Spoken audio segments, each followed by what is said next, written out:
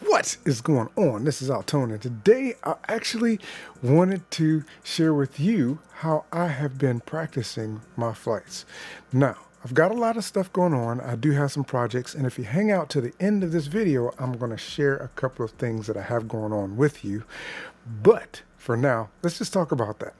One, I've talked about Aerofly RC10 and 9. I actually had 9, which I thought was great. But Aerofly RC10 is now what I also have installed on my machine, and I am using it regularly to do some flight practice when I don't get to go out to the field. So I actually get about 1 day per week to get out to the field. It's usually during the week, and that's Wednesday, Thursday, or Friday, depending on the weather and what's going on. And then on some of those days, it just depends on if anyone's out there, if they happen to be mowing our flight field that day, or what's going on, whether or not I actually get to fly, especially when it comes to testing out and mating and doing maidens on new aircraft. So usually when I go out, I'm flying multiple aircraft the same day, so I can create video for those and share them here on Creative Altone or on my Altone Tech channel. But what I use is Aerofly RC10 and 9 to fly, and I actually, to get my practice in, and I actually enjoy that thoroughly. So what you'll see here is, of course, I'm just doing, and I'm using a Cub, because Cubs are pretty floaty, and I'm doing this on purpose because most of my planes are built based off of they're high wing trainers. What I'm working on outside of my wing is a high wing trainer, and these planes, this particular plane is a tough one to land because it's so floaty, and the wheels are kind of bouncy onto a solid runway. So I'm using this one to get some good practice in and have some fun with in the process without destroying any aircraft. And it works out phenomenally well for me. And what you'll see is, because I'm also trying to learn some maneuvers, but mostly what I'm doing right now is just doing a pattern in both directions, usually down the field, trying to come back in, do a nice low controlled pass, keeping it centered. I do use some of the additional things that they have, the tools that they have on the screen, that helps me to be able to make sure I orient the plane better, and also look at the position of the plane in the field. But for the most part, I try to do it just off of line of sight, even in the simulator. But the simulator itself does tend to make it difficult to determine the distance from an object something is. So that's the reason why I use the tools on the screen sometimes. But it's still a great practice tool, and it does work for me, help me get muscle memory as far as doing different maneuvers and that kind of thing. With every aircraft, they fly a little bit different. They have a little bit different of a glide slope. Their floatiness or their lift on a wing is going to be a little bit different, so it's going to feel different in the air. So I still enjoy using or practicing with multiple aircraft in the simulator, just so I can get used to adjusting the way I fly based on the aircraft that I'm flying. But I'll stick with one aircraft for quite some time and just work on flying that particular aircraft. When I first started, I was flying everything. I just pick planes and just fly them. But now I'm just trying to pick and stay with one aircraft and fly it and get really good at it. And of course, I do crash sometimes because I do try some things, or I try to slow down the aircraft when I come in for my low passes and things of that nature. But, it is what it is. So for the last 2 weeks, essentially, not as much as I'd like to, I'm trying to get in the simulator multiple times per week, every day if possible, just doing 5 to 10 minutes, 10-minute flights every day if possible. But that doesn't always happen. So I get in when I can, but I'm trying to increase how much I actually get into the simulator and learn new maneuvers in the simulator. And then that way, when I go out to the field, after I do a maiden on an aircraft, I can actually then get some altitude and actually try some of those maneuvers and practice them in real life, because it's great as the simulator is, I think there's nothing better than getting out and actually flying yourself. So that's basically what I wanted to share with you today. That is what I do on a regular basis to get my practice in when I can't get out to the field. I have been a little ill. I was a little ill for about a week, and but I've recovered pretty well. But it has not stopped me from working on projects. Now, what you see right here, and just to share this with you, this is a Radiolink wing, and this wing taught me some things, which is very cool. And for that reason, I said I was going to retire my wing airframe and try to build it new. I'm still going to build a new one, but I'm going to attempt to take this guy out to fly him one more time because of some things that I learned with this. One of the things that I've learned is flying this D460, and if you're looking for a nice flying wing, this one is awesome. The only thing I'll tell you is it's fast, so make sure you give yourself plenty of space. And make sure you follow the instructions in the manual when you take it out to fly. But what this thing taught me was my mechanical trim in the setup for my elevons. I actually need to put them in a slightly up or elevator setting so that they're actually slanted up a little bit, which keeps the nose up. And that's something that I need to do on my wing. And I've never heard anybody mention this before. And then as I'm working on another project, which I promised you I was going to share with you, and this is coming very soon to this channel, I'll be doing an overview of the build and some of the things that I've learned. I didn't record the full build, but I will be talking about it. And that is what I've been hinting about for a little bit. This is the Flurkin from Flight Test, and I had to do it. I've been eyeballing this plane forever, and so I decided to go ahead and pull the trigger. I bought the kit. I did not buy the full set with the electronics. And she is pretty much built, but she's not done because this is the Boomin Flurkin. She will have landing gear on here, and it's going to have an elevator in the back once it's done. But I didn't buy the electronics. I bought my own electronics. One reason why, and I think Flight Test has fixed this issue already, when I bought my tutor, I took it out, I flew it a couple of times. I actually burned out the motor, the initial motor and ESC that came, because the tutor I bought in the budget bundle kit, something like that. I think that's what they call it, something like that. And I think they fixed that since then, but I heard that a few people were running into issues where the motors were burning out or the ESC was burning out. So I got the blue cloud of smoke on that guy out flying him one day, and I went on Amazon, ordered my own motor and ESC and replaced it in that plane, and I haven't had a problem since. So because of that, I went ahead and ordered my own electronics for this guy, and I'm setting everything up. And I also learned some things. My servos that are essentially 9-gram metal geared servos in this guy, I've been using plastic gears and everything else, but this one I'm putting metal geared servos in, or I did put the metal geared servos in. The casing for the servos are a little bit larger, and so I had to do some modification.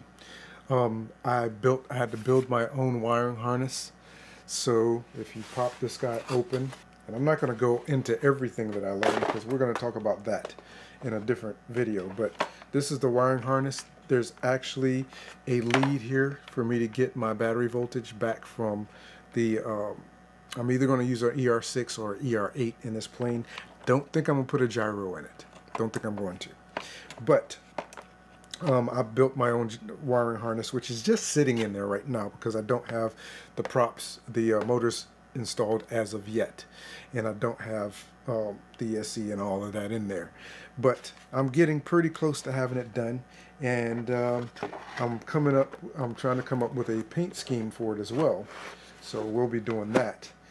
And once I get my paint scheme down, what I figure out, what I think I'm going to do with it, and we're going to put some graphics on it and whatnot as well. So that's what I've been working on in the background. It's taken me a couple of days to get it done because I've had to make modifications. My motors didn't have bullets bullet connectors on the end of them. So I had, and it's 2 motors, so I had to put bullet connectors on. Like I said, I did some work to make sure that everything was working properly. Tested, and retested some stuff. So we'll be talking about that. I'm not going to go into it too much in this video, but we'll be talking about that very soon. Not only that, but I do have something else. And I may have shared that I had a box here. I don't remember if I shared it here or not, that I'll be taking out to Maiden soon. So we talk about going out and training and practice flying.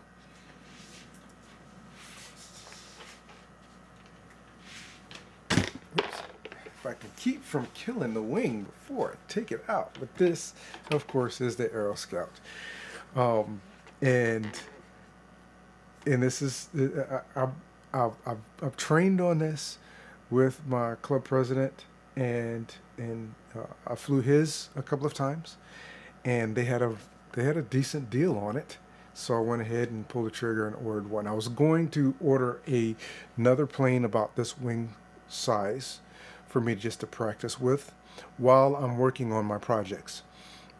And I wanted something that was basically already proven. They did it. The manufacturer did all the work and made this a good flying plane. And so I wanted to have something that I could take, another plane that I could take out to the field and fly, nice size, that I can use to practice with. And not only that, but I can also possibly take some family members out and teach them how to fly with as well. So I will be setting this guy up, buddy box, using my Radiomaster TX16S most likely. But this guy, currently, I bought the Ready to Fly. And like I said, the Ready to Fly price, they had actually dropped down to the Bind and Fly price, which was an awesome deal. And so I've got this radio. I'm not necessarily a radio or a Spektrum fan, so to speak, because to me, Spektrum radios and their equipment is pretty expensive. But this, I did buy the Ready to Fly. At some point, I may go ahead and put this guy into I'll put a ER6 in it, and set it up in my Radiomaster, because then I can actually plug this guy, I can actually buddy box it pretty well and take it out and train others how to fly with it. So that's probably something I'll be working on. Plus I can put floats on this guy so I can fly him off the lake in the future if I decide I want to. But that's basically what I wanted to share with you. You're the first to see it. My Maiden for this guy will not be on this channel. My Maiden for the Aero Scout will actually be in my videos, because I'm going to do a setup video, which I've already recorded, and then my Maiden flight video will be on Altone Tech. That's where those videos are going to sit. But I may share a couple of flights here as well. So you're welcome to go check out Altone Tech as well, so that you can see some even more stuff. And I did have, quickly, I did have 2 comments. One of them, of course, from Safronix, I think that's how you say it, missing the vids, and thanks, I appreciate it. You are one of the reasons why I wanted to make sure. This is early morning. When you're seeing this, I recorded this video the same day. If you're seeing it upon release, I recorded the same day, and you're the reason why I recorded this video, so that I had this video in the works anyway, but I went ahead and recorded this part of the video and wanted to put it out for you, because you said that you were missing the vids, and I really appreciate that. Thank you. And then I have one other, pronounce the name correctly, forgive me, but on one of my videos, it was the ER6 and Hobby Eagle A3 Super 4 video. He actually asked the question, have you been able to get the single serial setup to work with the A3 Super 4 and the ER6? And I just want to answer that quickly and say, no, I have not been able to get that to work as of yet. I did attempt to do it, but something with the setup wasn't working right. I almost believed that Radio Master may have not set up the serial to work in the ER6 based on what I was seeing, but after that, doing a little bit of research, I figured that it might still have been my setup because I recognized that a couple of things. There's so many different things that you can set up in the ER6. In the Hobby Eagle A3 Super 4. And of course, you have to set the ER6 up to turn on the serial, the UART port to serial out. You have to do that when you flash it. And so I'm going to pull another, I hadn't pulled another ER6 out yet. I have a bunch of them. I'm going to either put an ER6 or ER8 actually into the Flerken. And so I may go ahead and pull another ER6 and try that serial out with the A3 Super 4 again. I do want to work on that. Now, the one thing that I think is absolutely fantastic, and I'm thinking about trying that as well, Radio Master does have a serial receiver, and I am very much thinking about picking one up. It's like maybe $14 on the Radio Master website, and tinkering with it and seeing how I can get it to work, possibly even with, again, the A3 Super 4, and that might do some really good things for us. So know this, I may not be scheduling or have posted videos every single week, but it's because I don't want to rush myself on this channel. When I put out content, I want to put out content that truly provides some value to you. So that's what my goal is. I'm learning a ton, and I want to share that. So that's what I plan on doing. So thanks for stopping by and hanging out with me today. I really appreciate it. Have an absolutely fantastic day. I look forward to seeing you and hearing your questions and comments in the videos to come, this one included. Take care, and I'll talk to you again very, very soon.